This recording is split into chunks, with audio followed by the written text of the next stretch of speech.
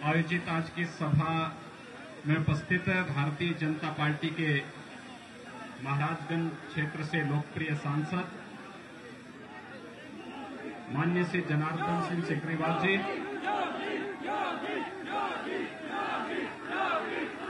Bharatiya Janata party के जिला के अध्यक्ष डॉक्टर संजय कुमार पांडे जी, जदयू के अध्यक्ष इंद्रदेव सिंह पटेल जी, जिला महामंत्री प्रदीप कुमार रोज जी, जिला उपाध्यक्ष अवधेश कुमार सिंह जी,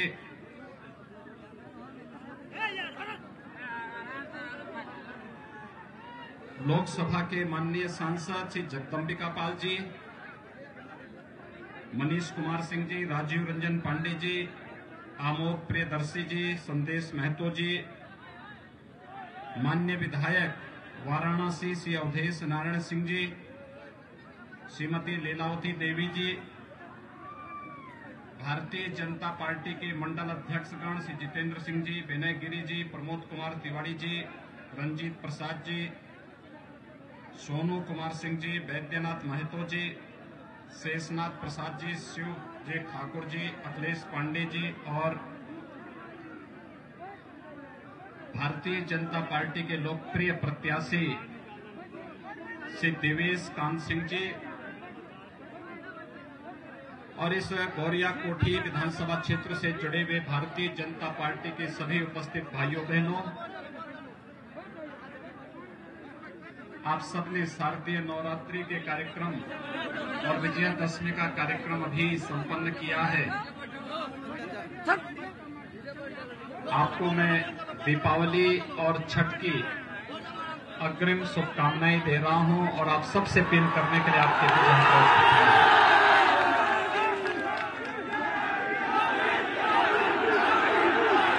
भाइयों बहनों,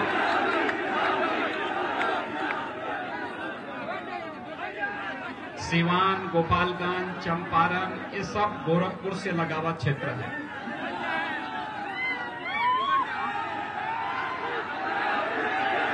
और हम लोगों का संबंध और संवाद तो एक परिवार जैसा है। आप याद करिए, जब पूरी दुनिया कोरोना महामारी से जूझ रही थी, भारत में भी आदरणीय प्रधानमंत्री मोदी जी के नेतृत्व में इस लड़ाई को पूरी प्रतिबद्धता से लड़ने के साथ जब पूरा देश एक साथ खड़ा होकर के लड़ रहा था, तब उत्तर प्रदेश और बिहार के बहुत सारे लोगों को वापस अपने घर के लिए, गांव के लिए आने के लिए मजबूर होना पड़ा था। मुझे याद है जब लॉकडाउन के दौरान दिल्ली से, महाराष्ट्र से, पंजाब से, राजस्थान से और अन्य राज्यों से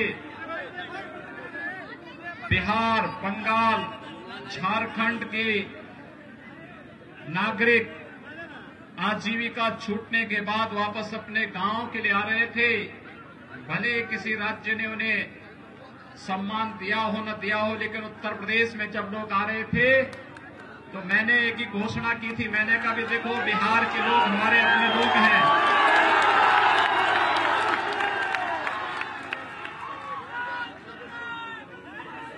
उन लोगों को कोई परेशानी नहीं होनी चाहिए, उनके सम्मान में कोई कोताही नहीं होनी चाहिए, क्योंकि हम सब तो एक परंपरा, एक विरासत को लेकर के चल रहे हैं। और दूसरा, बिहार मेरे लिए इसलिए भी महत्वपूर्ण हो जाता है क्योंकि मां सीता का जो मायका जो है ये बिहार तो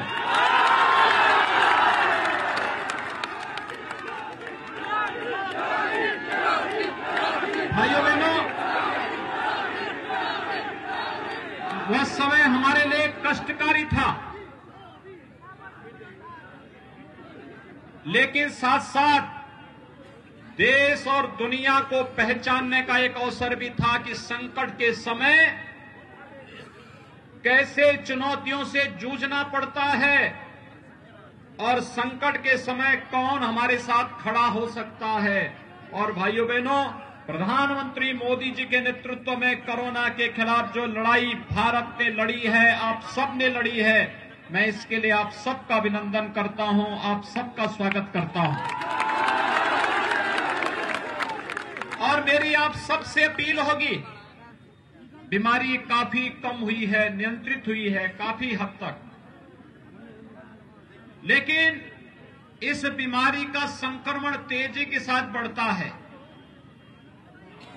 जब तक कोई दवा या वैक्सीन हमारे पास स्वयं पहुंच करके नहीं आती है, तब तक हमें प्रधानमंत्री मोदी जी के उस मंत्र को हमेशा अपने साथ रखना होगा, और वह मंत्र 2 गज की दूरी और मास्क जरूरी है। हम इसका पालन जरूर करें। बीमारी थी, दुनिया की बड़ी बड़ी ताकतें पस्त हो गई, लेकिन प्रधानमंत्री मोदी जी के संकल्प और दृढ़ इच्छा शक्ति के सामने बीमारी पस्त हो गई। और भाइयों बहनों, प्रधानमंत्री मोदी जी ने देश के लोगों के लिए, 135 करोड़ लोगों के लिए, उनकी सेवा के लिए, उनकी सुरक्षा के लिए किसी प्रकार की कोई कोताही नहीं बरतने दी। लॉकडाउन प्रारंभ होते ही 1,75,000 करोड़ रुपए का गरीब कल्याण पैकेज की घोषणा करके एक व्यवस्था दी। हर गरीब को मुफ्त में राशन मिलना चाहिए। जनधन अकाउंट धारी हर माता के खाते में 500 रुपए महीने जाएगा, हर किसान के खाते में 2,000 रुपए जाएगा।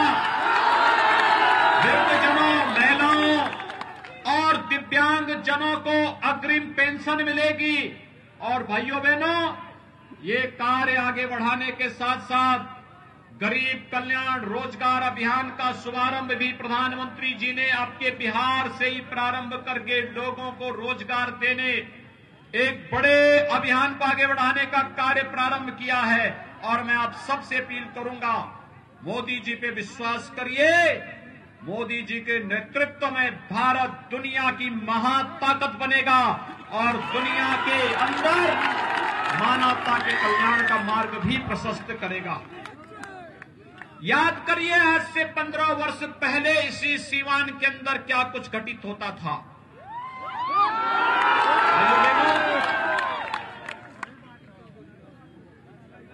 जो हमारे नौजवान हैं, जिनकी उम्र 30 साल, 35 साल, 40 साल की है, उन्हें वे सारी घटनाएं याद होंगी। जो नौजवान 15 से 25 के बीच में है, हो सकता है उनके अंदर, उनके मन में भी उन्होंने उस प्रकार के उस दौर को नहीं देखा होगा जब एक अराजकता के नाम पर एक क्षेत्र जाना जाता था। व्यापक गुंडागर्दी होती थी, बहन बेटियों की इज्जत के साथ कहीं भी खिलवाड़ हो जाता था, और जहां कहीं कोई भी यहां का सम्मानित व्यक्ति सुरक्षित नहीं था, व्यापारी सुरक्षित नहीं था, गुंडा राज चरम पर था। उस अराजकता से मुक्त करके सुशासन की ओर बिहार को अग्रसर करके विकास की प्रक्रिया के साथ जोड़ने के लिए एनडीए के नेतृत्व की नीतीश कुमार जी की सरकार ने जो कदम उठाए, उस सुशासन और विकास ने बिहार को एक पहचान दी। आज से 15 वर्ष पहले बिहार का नौजवान अपनी पहचान को छुपाने के लिए मजबूर हो चुका था। मुझे स्वयं दुख होता था, क्योंकि हम तो सटे हुए हैं, एकदम यूपी बिहार तो एकदम सटा हुआ है, और बिहार के नौजवान, प्रतिभाशाली नौजवान, देश के अंदर तमाम प्रशासनिक और पुलिस अधिकारी के रूप में जिन्होंने अपनी जिम्मेदारियों का निर्वहन किया है, तमाम बड़े बड़े प्रतिष्ठानों को नेतृत्व देने का काम जिस बिहार के नौजवान के द्वारा किया जा रहा है, किया गया था, उस बिहार के नौजवान के सामने अपनी पहचान का संकट आ जाए, इस संकट पैदा करने वाले लोग आज बिहार के अंदर फिर से रोजगार का लॉलीपॉप दिखा करके नौजवानों को गुमराह करने का कार्य कर रहे हैं। इनके इस लॉलीपॉप के लालच में बिहार के नौजवानों को नहीं आना चाहिए। 15 वर्ष पहले इन्होंने जो कुछ किया है, याद रखना, आदतें जल्दी जाती नहीं हैं और जिनके मुंह पे खून लगा हुआ है भ्रष्टाचार का, वे अचानक जाएगा नहीं। जब भी अवसर मिलेगा फिर नोच खाने की आदत से अपने आप को भी लोग अलग नहीं करेंगे। और इसलिए भाइयों बहनों, हमें वर्तमान में चुनाव के दौरान इन सब चीजों को देखना होगा। ये जातिवाद की राजनीति पूरे बिहार को पूरी तरह पीछे करने का कार्य की थी और सुशासन और विकास के मार्ग पर जिस बिहार को नीतीश कुमार जी के नेतृत्व में एनडीए सरकार आगे बढ़ा रही है, इसी में बिहार का भी कल्याण है, यहां के नौजवानों का भी कल्याण है। याद करिए आज बिहार के अंदर किस प्रकार की स्थितियां पैदा हुई, पूरे देश के अंदर किस प्रकार का परिवर्तन हुआ। 1947 में देश आजाद होता है और 2014 तक देश के अंदर गरीबों के लिए मकान नहीं, गरीबों के लिए रसोई गैस के सिलेंडर नहीं, गरीबों के लिए उपचार की व्यवस्था नहीं, गरीबों के लिए कोई भी ऐसी सुविधा देखने को नहीं मिलती थी जिसके बारे में कहा जाए कि गरीबों के लिए चलाई जाने वाली योजनाएं हैं। प्रधानमंत्री मोदी जी जब 2014 में प्रधानमंत्री पद की शपथ लेने के बाद उनसे मीडिया ने पूछा क्या आपका एजेंडा होगा, उन्होंने कहा कि मेरा एजेंडा तो पहले से है, सबका साथ और सबके विकास का है। एजेंडा सबका साथ और सबके विकास का है। लोगों की समझ में नहीं आता था कि क्या है सबका साथ सबके विकास का, लेकिन जब एक एक करके योजनाएं बनती गई, पहला काम हुआ जनधन अकाउंट में हर गरीब का बैंक में खाता खुल जाना। भाइयों बहनों, कितना बड़ा कार्य कोरोना कालखंड में इन खातों ने किया है। याद करिए, इस देश के एक पूर्व प्रधानमंत्री थे स्वर्गीय राजीव गांधी जी, वे कहा करते थे 100 रुपये भेजता हूं, नीचे केवल गरीब के खाते में 10 रुपया जाता है, 90 रुपये बिचौलिए और उनके दलाल खा जाते थे। कांग्रेस लाचार थी क्योंकि दलालों से घिरी हुई थी, भ्रष्टाचारियों से घिरी हुई थी। लेकिन आज प्रधानमंत्री मोदी जी ने हर गरीब का बैंक में खाता खुलवा करके कह दिया, एक गरीब के लिए अगर 100 रुपये भेजूंगा तो 100 रुपया सीधे उस गरीब के खाते में जाएगा, इसमें कोई बीच में बिचौलिया या भ्रष्टाचारी डकैती नहीं डाल पाएगा। यह है परिवर्तन। 6 वर्ष में देश के अंदर 3 करोड़ गरीबों का मकान बन जाना, प्रधानमंत्री आवास योजना में एक एक आवास मिल जाना, 4 करोड़ गरीबों को विद्युत के निःशुल्क कनेक्शन मिल जाना, 8 करोड़ गरीबों को रसोई गैस के कनेक्शन मिल जाना, 12 करोड़ किसानों को किसान सम्मान निधि का लाभ मिल जाना, 35 करोड़ नौजवानों को प्रदेश के अंदर स्किल मिशन के अंतर्गत, स्टार्टअप के अंतर्गत, मेक इन इंडिया के अंतर्गत, डिजिटल इंडिया के अंतर्गत रोजगार के साथ जोड़ने की व्यवस्था करना, प्रधानमंत्री मुद्रा योजना से लोन की व्यवस्था करके स्वरोजगार के साथ जोड़ना, और भाइयों बहनों 50 करोड़ गरीबों को 5 लाख रुपए सालाना स्वास्थ्य बीमा का कवर दे देना, ये प्रधानमंत्री मोदी जी के कारण ही संभव हो पाया है। देश के अंदर गरीब कल्याण पैकेज के अंतर्गत 80 करोड़ गरीबों को राशन की सुविधा का लाभ देने के लिए पैसा उपलब्ध कराने प्रधानमंत्री मोदी जी के कारण संभव हो पाया। और भाइयों बहनों, मोदी जी ने कहा था 5 साल गरीबों के लिए, इसमें गांव, गरीब, किसान, नौजवान, महिलाएं उनके एजेंडे का भाग होंगी, और अगले 5 साल देश की समृद्धि और भारत को दुनिया की एक महाताकत बनाने के लिए। याद करिए, कांग्रेस के समय जब कोई पाकिस्तान प्रायोजित आतंकवाद भारत पे हमला करता था, तब क्या स्थिति होती थी? देश मांग करता था पाकिस्तान को जवाब दो, और कांग्रेस के नेता कहते थे नहीं नहीं पाकिस्तान को छेड़ेंगे नहीं, कहीं वो ऐसा नहीं कि एटम बम का प्रयोग कर देगा। यानी हमारे लोग मारे जा रहे थे, हमारे जवानों पर हमले होते थे, लेकिन कांग्रेस के लोग देश की जनता को गुमराह करके पाकिस्तान के प्रति सहानुभूति व्यक्त करते थे। और आज अगर पाकिस्तान दुस्साहस करता है तो पाकिस्तान के अंदर घुस करके भारत की सेना पाकिस्तान को पूरी तरह नेस्तनाबूद करने का कार्य करती है। और इमरान खान पाकिस्तान का प्रधानमंत्री दुनिया के अंदर जान की भीख मांगते मांगते फिरता है कि भारत से बचा दो। यह है भारत के जवानों का शौर्य और पराक्रम, यह है न्यू इंडिया, यह है नया भारत। और भाइयों बहनों, ये कांग्रेस तो देश के अंदर आतंकवाद को और नक्सलवाद को बढ़ावा दी है। ये जो अपराधी, यहां का भी एक दुर्दांत अपराधी जेल के अंदर सड़ रहा है, इन अपराधियों को पालने का काम कांग्रेस और राजद ने किया था। लेकिन आज भारतीय जनता पार्टी नेतृत्व की केंद्र की सरकार कश्मीर के अंदर धारा 370 को समाप्त करके, कश्मीर के अंदर आपने देखा होगा परसों एक आदेश जारी हुआ भारत सरकार से, अगर सीवान का कोई नौजवान भी जम्मू कश्मीर के अंदर श्रीनगर के अंदर मकान बनाना चाहता है तो आपको यह अनुमति वहां मिल गई है। कौन रोक सकता है?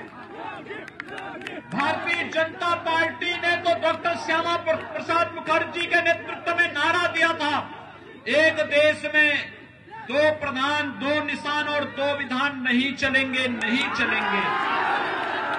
और उस संकल्प को पूरा किया प्रधानमंत्री मोदी जी ने और गृह मंत्री अमित शाह जी ने। आज कश्मीर में धारा 370 समाप्त करके आतंकवाद की ताबूत पे अंतिम कील ठोकने का कार्य जहां गृह मंत्री अमित शाह जी ने किया है, वहीं भारत सरकार ने अब भारत के किसी भी नागरिक को जम्मू कश्मीर में पूरी तरह सम्मान के साथ वहां पर बसने की पूरी छूट दे दी है। अगर बिहार का नौजवान श्रीनगर के अंदर कार्य कर रहा है, सर्विस कर रहा है, सेना में, पुलिस में, प्रशासनिक सेवा में या व्यवसाय कर रहा है, क्योंकि बिहार कहां नहीं है, पूरी दुनिया में तो बिहार छाया हुआ है। अगर वहां पर भी अगर आप बसना चाहेंगे, इससे पहले अनुमति नहीं थी। 1952 में 370 को लागू करके कांग्रेस ने देशवासियों के लिए जम्मू कश्मीर में जाने के रास्ते बंद कर दिए थे, लेकिन प्रधानमंत्री मोदी जी ने रास्ते खोले हैं। एक भारत श्रेष्ठ भारत की परिकल्पना प्रधानमंत्री मोदी जी की। और भाइयों बहनों, आप सबके लिए, पूरे देशवासियों के लिए इससे बड़ी गौरव की बात क्या हो सकती है? हमने जो कहा वो करके दिखाया। जब मैं लोकसभा चुनाव में यहां पर श्री जनार्दन सिंह जी के समर्थन में आया था चुनाव प्रचार के लिए, तब बिहार के कुछ जवान मुझसे कहते थे, यहां के मीडिया के बंधुगण मुझसे कहते थे कि आप लोग बार बार कहते हैं कि रामलला हम आएंगे, मंदिर वहीं बनाएंगे, लेकिन क्या तारीख भी बताएंगे? ये प्रश्न हमसे होता था। और भाइयों बहनों, मेरी हार्दिक इच्छा थी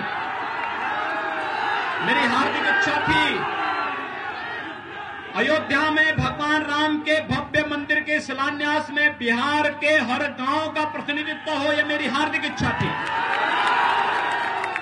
लेकिन एक कोरोना संक्रमण के दायरे, कोरोना महामारी के नाते भाइयों बहनों, हमने शुभ मुहूर्त में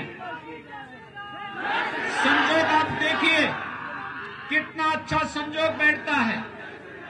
5 अगस्त 2019 कश्मीर से धारा 370 सदैव के लिए समाप्त हो जाती है और 5 अगस्त 2020 500 वर्षों का हिंदू समाज के जो भावनाएं थी, जो टीस थी, उस टीस को दूर करते हुए प्रधानमंत्री मोदी जी के द्वारा अयोध्या में भगवान राम के भव्य मंदिर के निर्माण का शिलान्यास